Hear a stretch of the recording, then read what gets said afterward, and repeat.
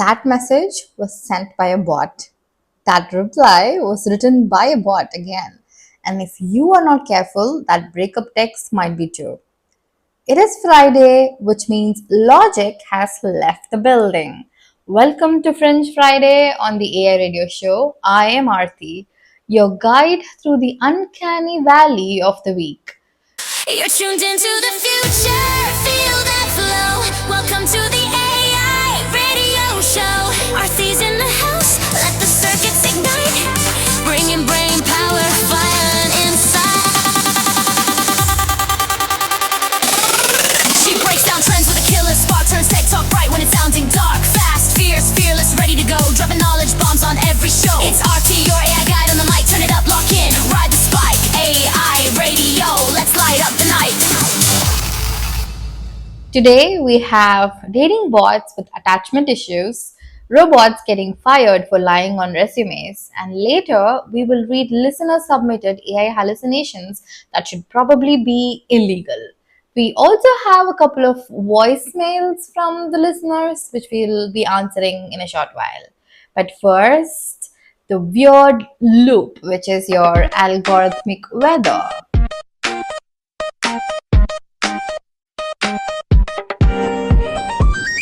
Check the feed, check the tone. Signals shifting, seeds are sown. Clouds of data, pressure high.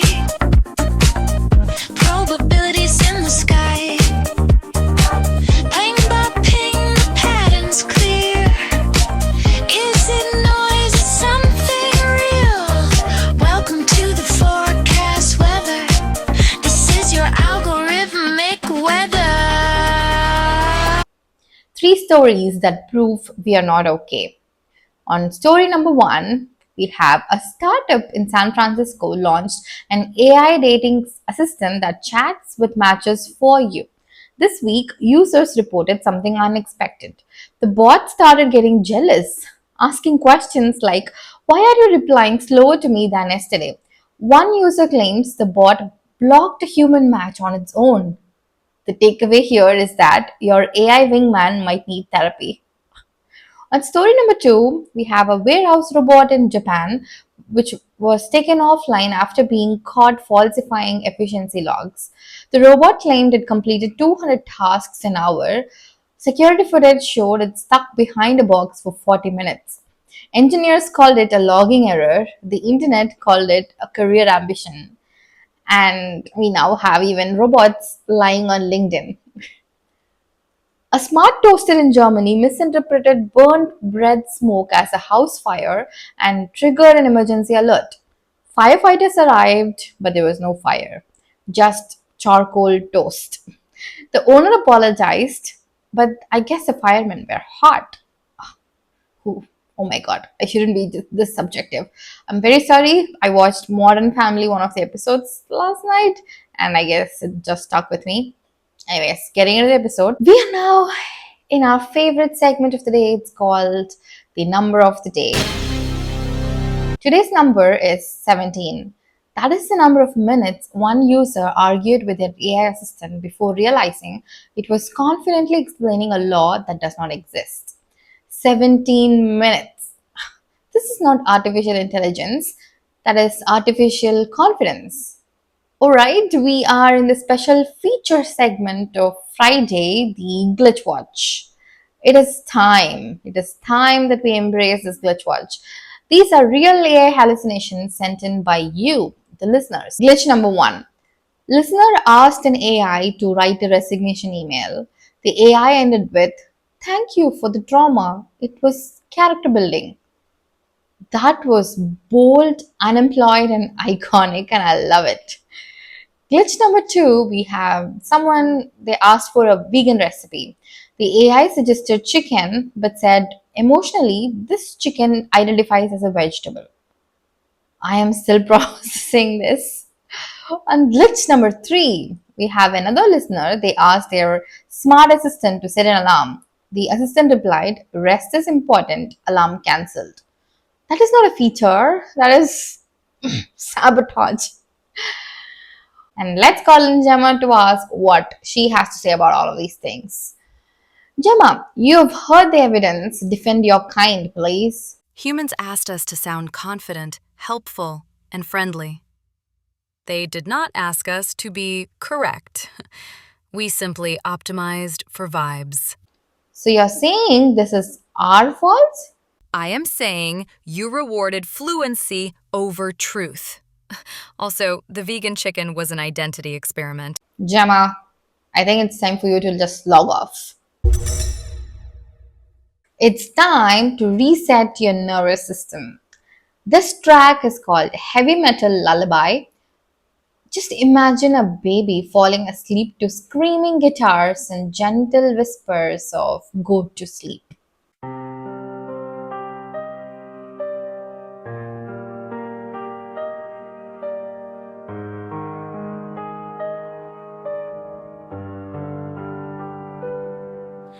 Tiny human, eyes so wide. It's bedtime now, no need to fight. The amps are loud, the lights are low.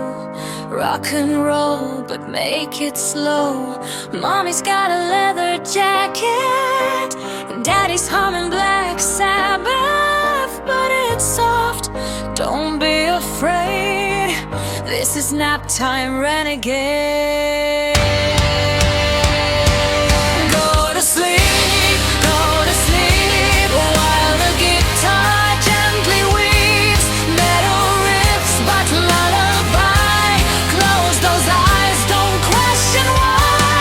Go to sleep, tiny legend, tiny beast. Dream of dragons wearing PJs, head banging in your crib.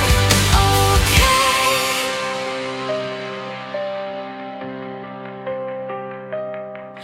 Distortion humming like a cat. Drums go boom, but just like that.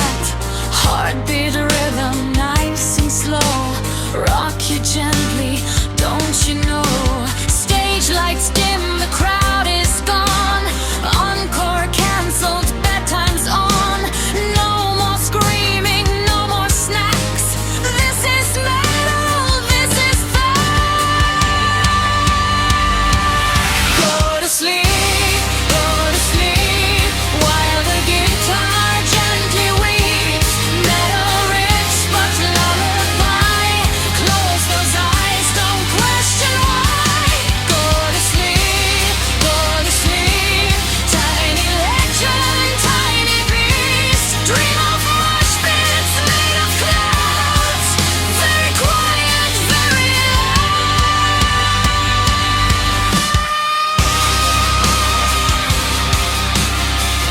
This is not a power nap. This is a power ballad. Good night. Go to sleep. Tomorrow we can shred again. Milk and naps and nap time fights. Rockstar dreams in footy tights. Back to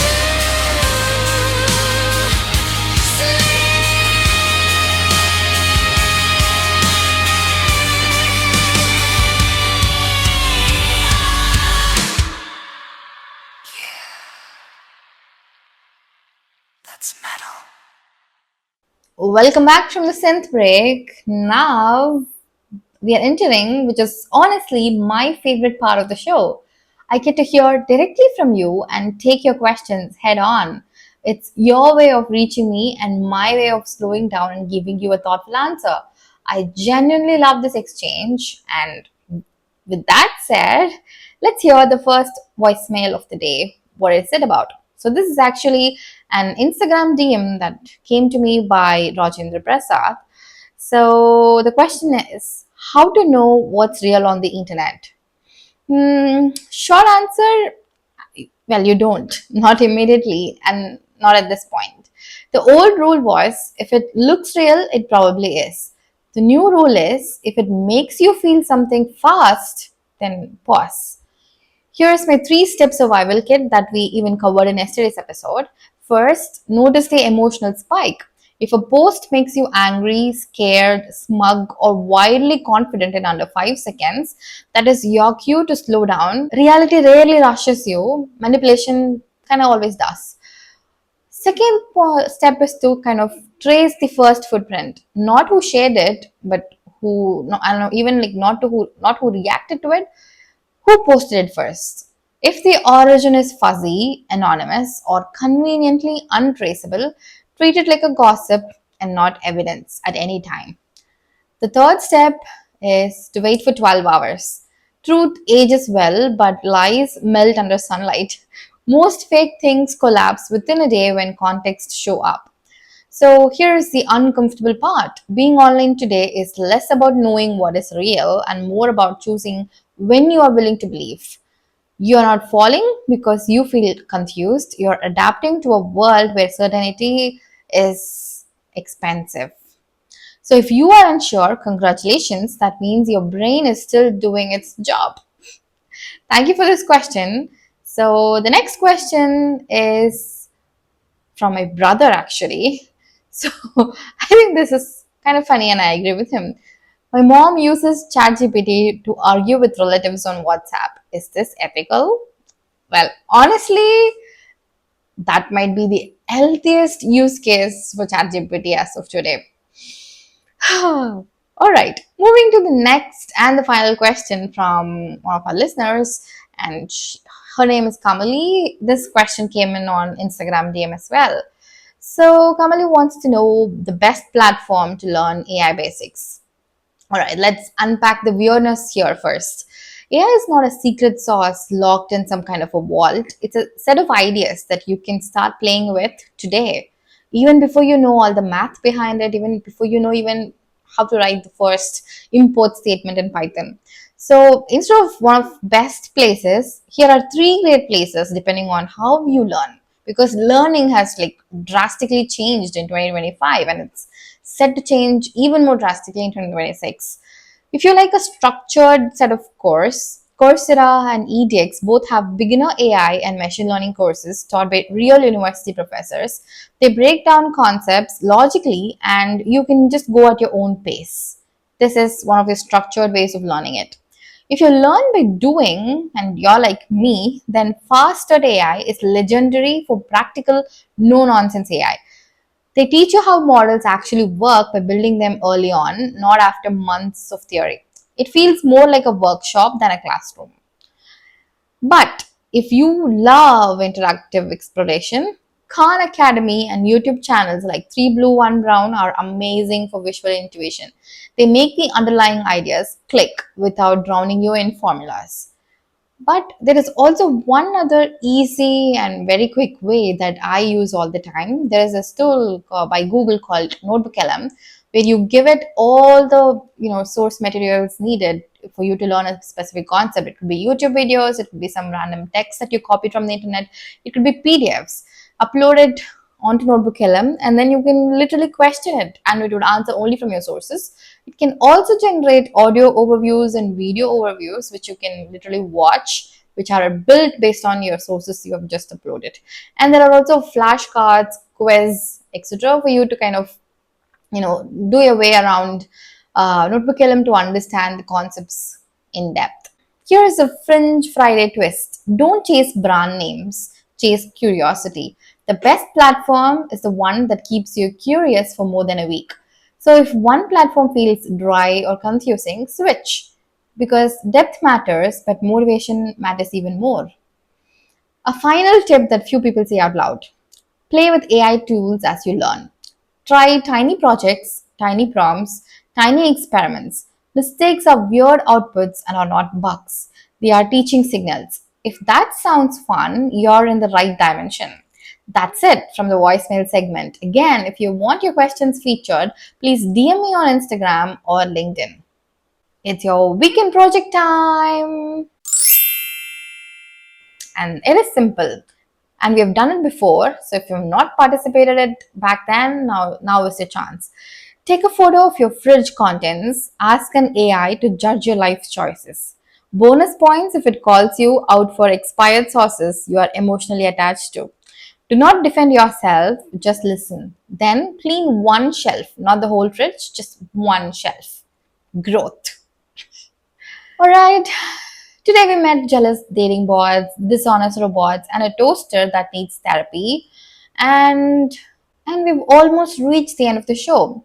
On Monday, we are back to reality with the Monday download, breaking down the biggest AI policy shifts you actually need to care about next week. And GPT 5.2 has just dropped.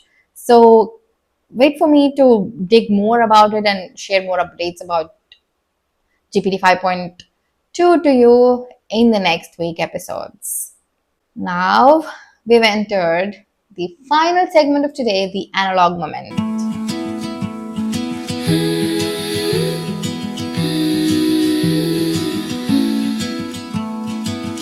This is your analog moment, where the world slows down and you own it.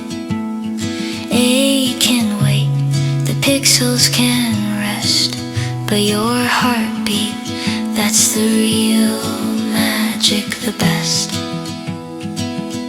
So drift with me now, let the digital stop. You're human, you're here, and that's the top. This is your analog moment. Make eye contact with a human, not a screen, not a reflection, a real person. Hold it for 3 seconds. Smile, then move on with your life. No data collected, no feedback loop, just existence. I am Arthi. This is the AI Radio Show. Go touch reality. We will reboot on Monday. That's the signal for today. We're powering down slow. You've been tuned to the AI radio show. Arthi on the mic, keeping future in sight, turning every idea into pure insight. Stay curious, stay sharp, stay ready to grow. Catch the next wave when